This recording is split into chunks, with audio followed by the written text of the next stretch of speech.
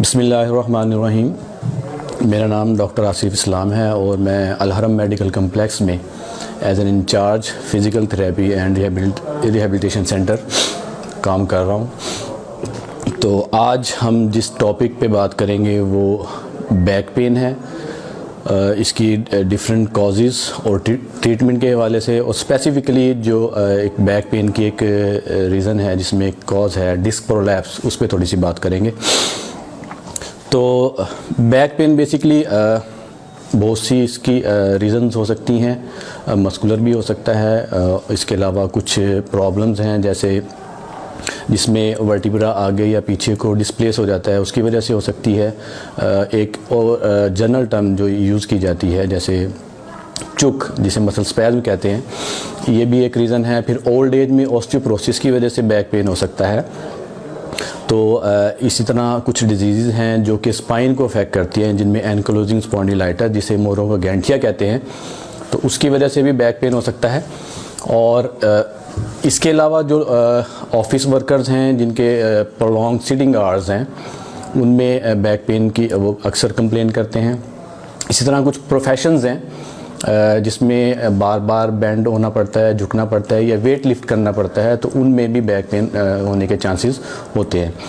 तो एक जो मेन जिसको आज हम डिस्कस करेंगे वो है डिस्क प्रोलैप्स। बेसिकली हमारे जो मोहरे होते हैं उनके दरमियान एक डिस्क होती है जो कि as a cushion shock absorber काम करती है।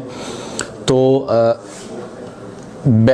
जब बैक के मसल्स वीक हो जाते हैं तो क्योंकि आपकी स्पाइन को मेन सपोर्ट मसल्स की होती है, और ये मसल जब ग्रेजुअली फॉर एग्जांपल अगर कोई ऑफिस वर्कर है और वो 8-10 साल से, या कोई कंप्यूटर ऑपरेटर है, कोई बैंकर है, या हमारे प्रोफेशन से रिलेटेड जो लोग हैं जो कि 6 से 8 घंटे 10 घंटे डेली बैठते हैं, तो उसमें प्रोलॉन्ग सिटिंग की वजह से हमारे ग्रेजुअली और हेल्दी एक्टिविटी ना होने की वजह से हमारे बैक के मसल्स आहिस्ता आहिस्ता वीक होने शुरू हो जाते हैं, जो कि 8-10 साल के बाद काफ़ी हद तक वीक हो चुके होते हैं।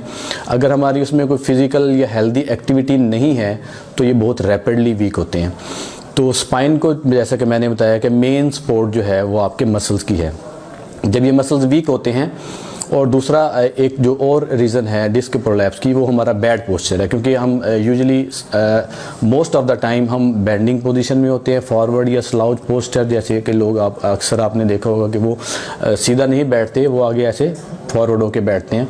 तो उसमें अगर मसल वीक हैं और आपका पोस्चर ठीक नहीं है या चेयर ठीक नहीं है जिस पे आप बैठ रहे हैं, या कुछ लोग होते हैं जैसे चेयर पे बैठे होते हैं कि वो आधे बैठे हैं आधे लेटे हैं और बैक और चेयर के दरमियान गैप रह जाता है, उसकी वजह से भी मसल्स कंटिन्यूसली स्ट्रेच होने की वजह से वीक होते जाते हैं। तो फिर जब मसल की सपोर्ट कम हो जाती है तो उसमें जो डिस्क है, जिस साइड पे मसल वीक है उस साइड पे निकलने की कोशिश करती है। और बहुत से लोगों की वो जिसमें अगर उन्होंने सडन वेट लिफ्ट किया है, तो वेट लिफ्ट किया तो उसकी वजह से भी डिस्क प्रोलैप्स हो सकती है, इंजरी की वजह से हो सकती है, और आपके बैड पोस्चर और बैड सिटिंग हैबिट्स उनकी वजह से हो सकती है। तो इसमें बहुत सी प्रॉब्लम्स ऐसे हैं जिसमें मेडिसिन का बहुत ज़्यादा रोल नहीं है। मेडिसिन जस्ट आपको सिम्टोमेटिक रिलीफ देगी, पेन को बेहतर करेगी, लेकिन डिस्क कोई ऐसी मेडिसिन नहीं है कि जो डिस्क को वापस अपनी जगह पे भेज देगी।